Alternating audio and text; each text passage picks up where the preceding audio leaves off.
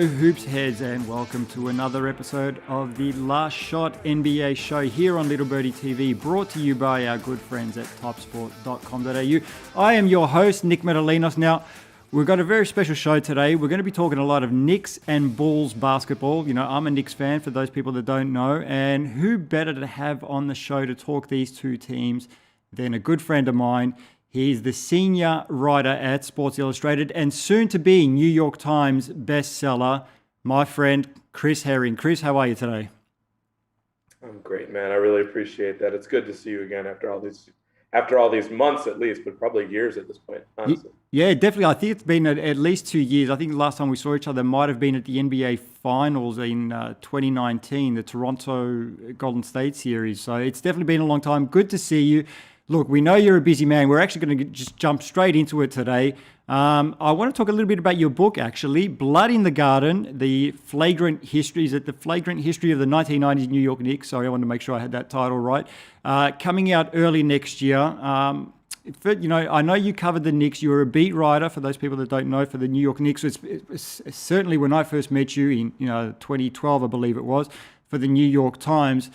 So you are very familiar with the Knicks. Tell me a little bit about the genesis of this book and how it came about. Well, actually, normally I would love to take the credit for it and say I was creative and I came up with it. No, I mean, I was 4 when they hired Pat Riley in New York in 1991. So a literary agent approached me and had heard of me and kind of my reputation and said, he wanted to find a writer that he thought would be capable of taking on a project like that. He, keep in mind the Jordan documentary was coming out a year or two later, and it seemed like there was a lot of nostalgia around just 90s stuff in general. And so I was looking for a writer that might be willing to take on a project like that. After a while, kind of going back and forth about it for a while, agreed to it and agreed to do it. Over the course of two and a half years, interviewed about 210 people for it. And, I'm just trying to tell a lot of stories that have not been out there about a team that, granted, they did not win a championship, but they were kind of an arch nemesis of the Bulls during the early 90s and Michael Jordan.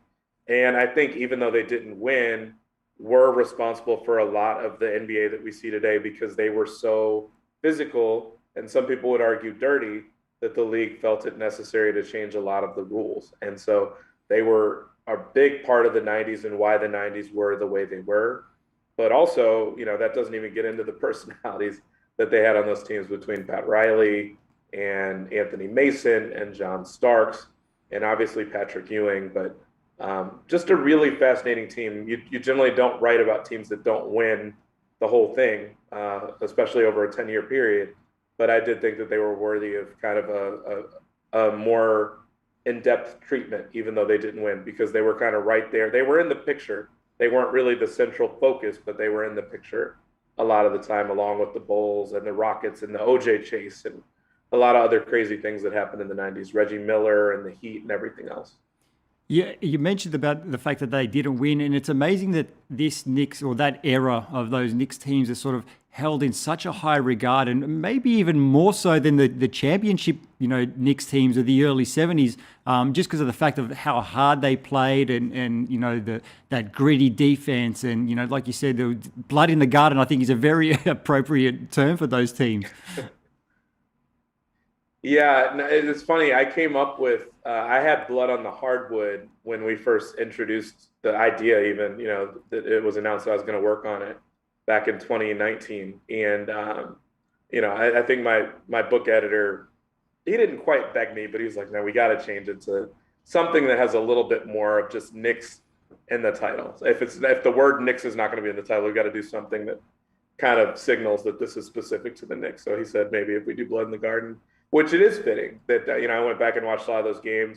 And if you remember Magic Johnson, when he was diagnosed with HIV, that was, kind of the beginning of the league and really the world just realizing exactly how it was transmitted. And so the league implementing a rule that you had to come off the court if you were bleeding because of that, pretty much. And I went back and watched a game from that year, the next year, something like that. And the Bulls were playing the Knicks, and the Knicks knocked out Michael Jordan, Scottie Pippen, and John Paxson all in the same quarter, just as far as forcing them out of the game for a trainer to kind of go patch them up because they were all bleeding in the same like 5 minute span. I mean, this was just a rough team that played, and maybe they weren't dirty, but if they weren't dirty, they played right up to that line. And quite frankly, from some of the stuff I have in the book, Pat Riley was telling them to, if not play dirty, to play as physically as you could play without being dirty, and certainly forcing the referees to call fouls. And if you foul them all the time, it makes it even tougher for the refs because they can't call a foul on you every play, so just keep hitting them. So it's a different time, a different style of play. And you're right, those Knicks teams are beloved in New York, and that was part of the reason that we wanted to do the book as well.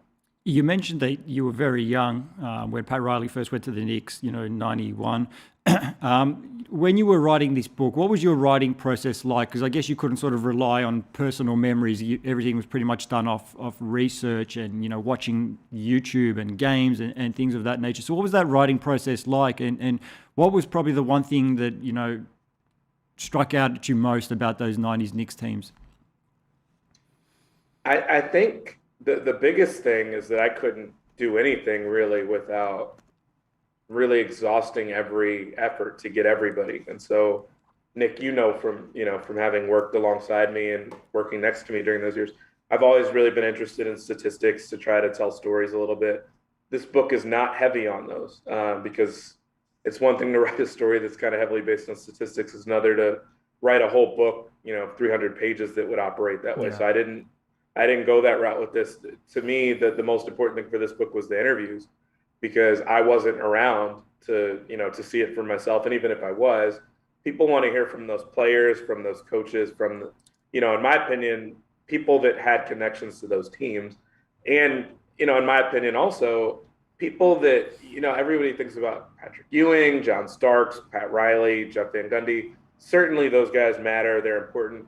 Those are also guys that have talked ad nauseum, regarding those years, regarding those rivalries. So it's very rare that you get one of them to say something completely new that's just not out there. Meanwhile, you've got a treasure trove of people that were smaller names on those teams, and secretaries from those teams, and trainers, and PR people, and marketing people, and community outreach people, and spouses of those people that have stories that have never been told because they've never been asked.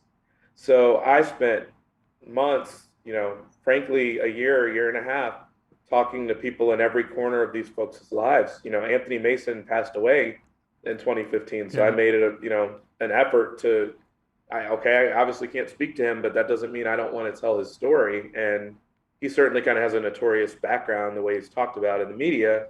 I want to humanize him, whether that's good, whether it's bad, whatever. So I spent time not just trying to interview their teammates and, the people that played for the Knicks, because that's a very small group of people, but what do the people that grew up with Anthony Mason remember about him? What did they like about him? What was difficult about him? What was he really like? And so I spent months talking to those folks in particular, just because I really wanted to get his story right. So that was what I found, is that I couldn't start putting the story together until I really understood, first of all, the research and the day-to-day research of just looking at the newspaper clips from every day, every single paper out in New York, for the, basically a 10-year period every day on a calendar. And I went through the first 4 or 5 years of that. And then I had a research assistant pull the last 4 or 5 years of it. And so looking at literally like pretty much a day-to-day calendar of what they were in the media for and what they were written about, what was written about them. But then after I understood that, utilizing that and asking questions of literally everybody that ever had a connection to that team. So certainly the players, but even the guys that were in training camp with them for, 3-4 days, I felt like those people added a lot of value, because it seems silly, but the people that nobody knows their names, they spent 3 or 4 days in training camp with the Knicks before getting cut.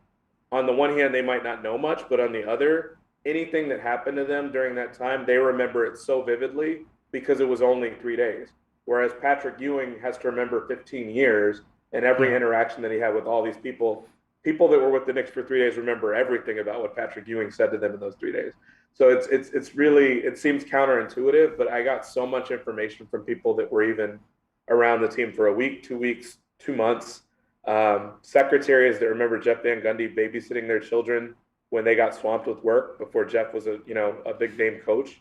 Just little stuff that seems so little that Jeff would forget that, but other guys and other people in the organization remember it like it was yesterday because it stood out to them at the time. Right, that's fascinating. Honestly, I really can't wait to read this book. I haven't been excited for a book, this much, probably since Miran Fader's book on Giannis, which recently came out as well. So I'm definitely really looking forward to this one, Chris. I want to talk to you a little bit about the modern day Knicks now. Now, like I said, I am a Knicks fan. I'm probably not Jesus and Mero level type of Knicks fan, but I am a Knicks fan. What are your thoughts on the Knicks roster this season? I like what they did during the offseason. I mean, I don't think it could have been any clearer that they had deficiencies with the last group. It was a fun group and a hard-nosed, tough, hard-working group last year, but they needed more offense, and that was clear to everybody. Obviously, the Hawks, part of the reason they won that series so handily is the fact that they just had more offensive options. So they needed more. It's interesting because I think, I'm not sure what the reception was like there, or if you were following Twitter just as aggressively as I was during free agency. I think a lot of people were kind of lukewarm on their moves or didn't really like them. They didn't mind who the Knicks got, but a lot of people thought the Knicks overpaid for a lot of the talent that they got, or to be, probably more clear in what I'm saying, the talent that they brought back, because it's largely the same roster with the exception of one or two people. But they were able to get guys back. When you looked at it after the dust settled, the contracts were pretty decent. And not to mention, they got players that I think are very useful. They needed more offense. They added Kemba Walker and they added Evan Fournier, who, let's be honest, they're not great defenders. Kemba's not a particularly great defender, small. Fournier is not really a great defender. But these are guys that can really score. I mean, you basically just stole the Celtics backcourt, and you're putting them in place with Julius Randle, with RJ Barrett, with Derrick Rose, with Quickly and, Obi Toppin and all these other guys. So when you're adding guys that can give you 15 points, 20 points a game, and guys that can create for themselves and can also set up other people, that's exactly what you probably needed for Julius Randle, so that he's not having to do everything by himself in a series against a team like the Hawks. Sure, you would love to go get a LeBron level figure that you can plug in and then move Randle to your number two scorer. But until you can do that, getting guys that can set up other people and run the offense themselves and just kind of set Randle up to shoot instead of having Randle do it all himself is really not a bad fallback. And so to pick up Kemba essentially as just a free agent after he'd been waived or after he'd been bought out by Oklahoma City was a great move. I think the Fournier move was a pretty good move, and paid dividends for them immediately from the first game on, where he basically had a career high. So you understand the logic there, and I'm of the opinion that even if the Knicks don't win more games this year in the regular season, that they still might be better off in the playoffs, just because you see the offensive versatility in their offense more than you did last year. Yeah, I agree with you. I think they made some really solid additions in the offseason, and you and I both covered some pretty bad teams, Knicks teams, while we were in New York. So, there often wasn't or didn't seem like there was a plan with the New York Knicks, but, this season it seems, and last season, it seems like they know what they're doing and they know what they have to do to get to where they want to go. So I don't mind the moves that they've made. I still kind of feel like they're probably a second round team, at best. So we'll have to see how that one, pans out. But they're 2-1 at the moment, fourth in the East. Big game against the 76ers today. You reckon the Knicks are going to get the win? I'm curious to see, quite frankly, how they do against Embiid. He's always kind of been an interesting matchup for them. Mitchell Robinson kind of tweaked his foot the last game. Now, I think he was available to come back and everything, but they don't really have a whole lot of size at the backup five. Nerlens Noel has kind of been touch and go for the last few days as far as his status.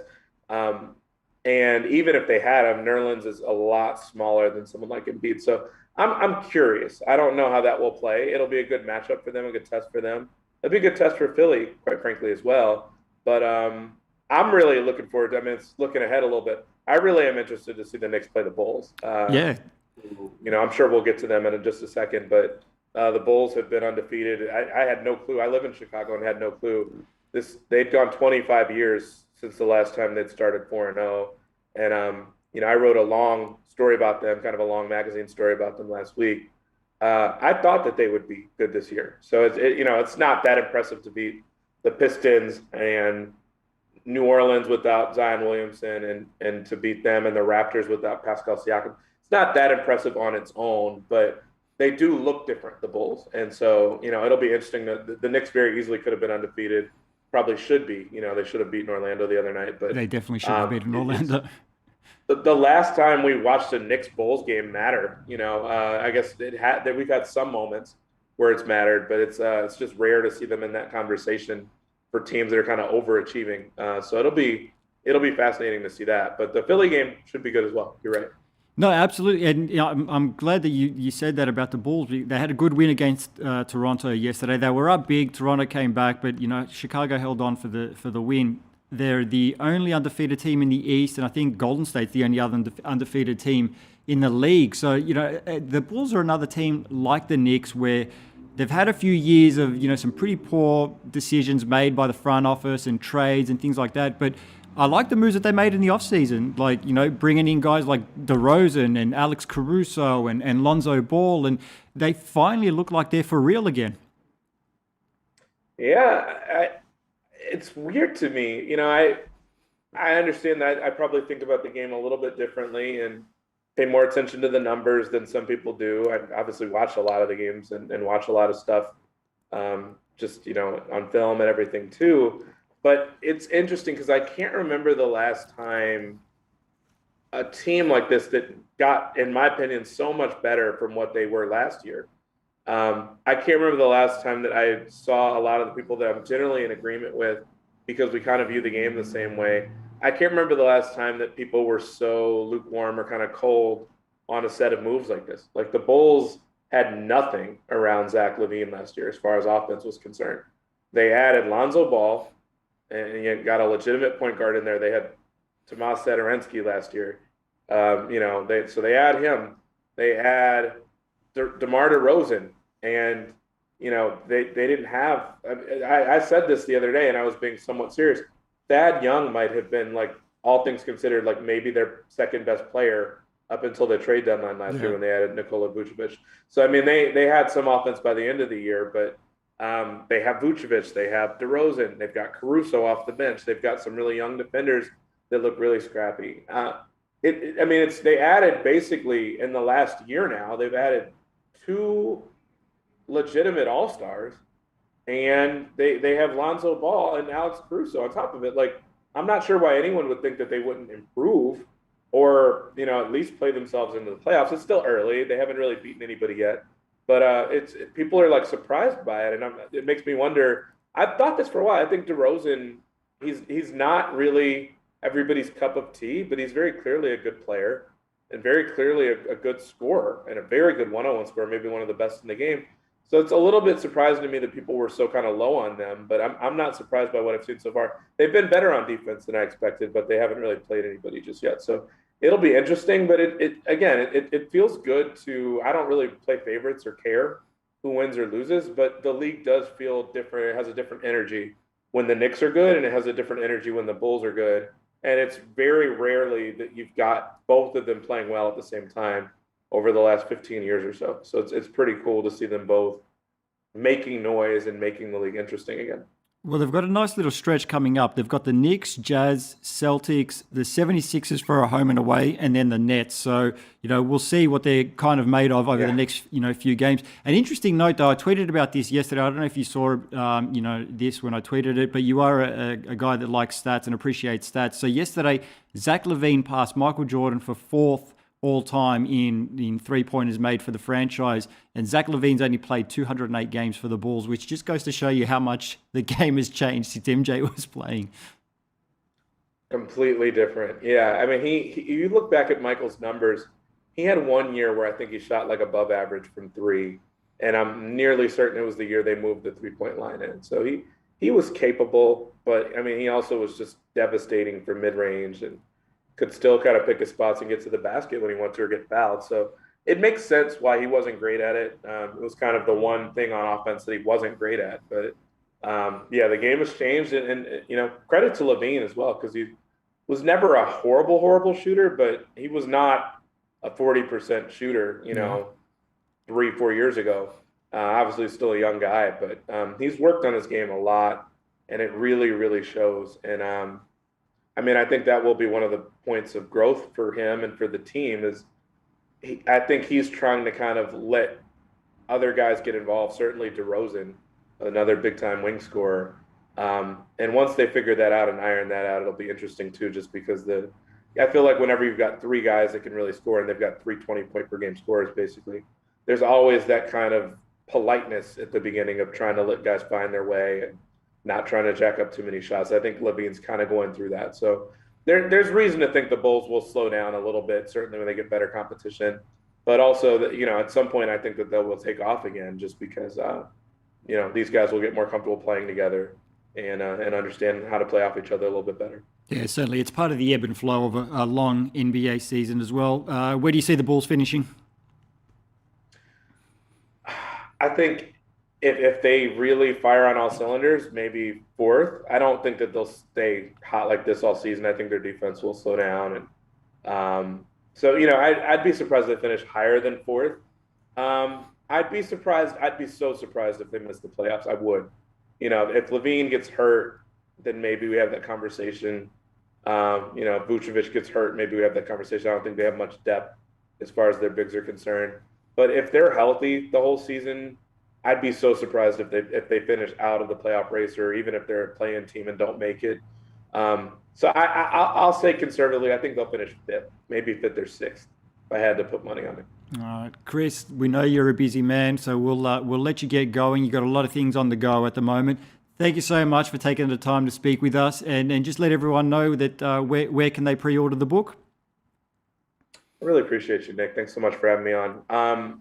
If anybody follows me on Twitter already, or is on Twitter, my Twitter handle is Herring, HERRING_NBA. And I've got, if you look at my Twitter account, I've got the link to my book pinned on my page, both in my bio, but also in my pinned tweet. But if you were just looking for it on Amazon or something like that, it's called Blood in the Garden. And honestly, it should come up that way. If you look at it, look for it on Amazon or just Google it. You know, a lot of people like the independent bookstores. They should be able to find it that way as well. Thank you very much, Chris. Thank you so much for your time. Thanks for having me, Nick. It's really good to see you, buddy. Likewise. Okay. Do you want me to do like an outro? No. Okay. Yeah.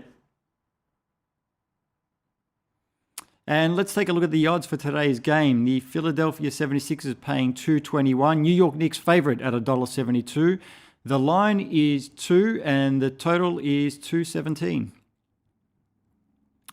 The Denver Nuggets face the Utah Jazz, and the Jazz are favorites at $1.33. Nuggets paying $3.50. The line is at 7 and the totals is at 218.5.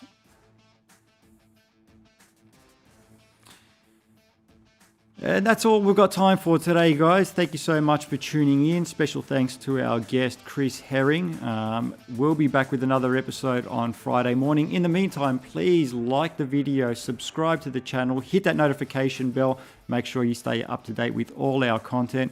I'm Nick Metallinos. We'll see you on Friday morning.